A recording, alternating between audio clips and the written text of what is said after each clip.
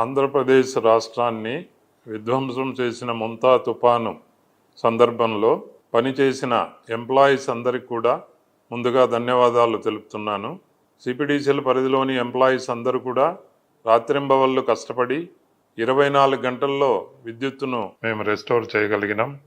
గౌరవనీయులైన ముఖ్యమంత్రి గారి ఆదేశాలతో, అట్లాగే విద్యుత్ శాఖ మంత్రి గొట్టిపాటి రవికుమార్ గారి సూచనల మేరకు, అట్లాగే చీఫ్ సెక్రటరీ మరియు ఎనర్జీ సెక్రటరీ విజయానంద్ గారి సూచనల మేరకు మేమందరం కూడా ముందుగా ప్రిపేర్ అయ్యి మెటీరియల్ ఎక్విప్మెంట్ అంతా కూడా లొకేషన్స్కు చేర్చుకొని ఇమీడియట్గా పని మొదలుపెట్టి ఒక్క రోజులో విద్యుత్ శాఖలో మొత్తం కూడా పునరుద్ధరింపజేయగలిగినాం. తుఫాను తీరం దాటిన వెంటనే అందరూ కూడా రాత్రి 2 గంటల నుంచే వర్క్స్ మొదలుపెట్టి ఒక రోజులో ఎలక్ట్రిసిటీ అన్ని చోట్ల కూడా అన్ని గ్రామాలకు టౌన్స్కి అందరికి కూడా మేము ఇవ్వగలిగినాము. ఇదంతా కూడా ప్రజల సహకారము మరియు ప్రజాప్రతినిధుల సహకారం కూడా మాకు తోడ్పాటుగా లభించింది.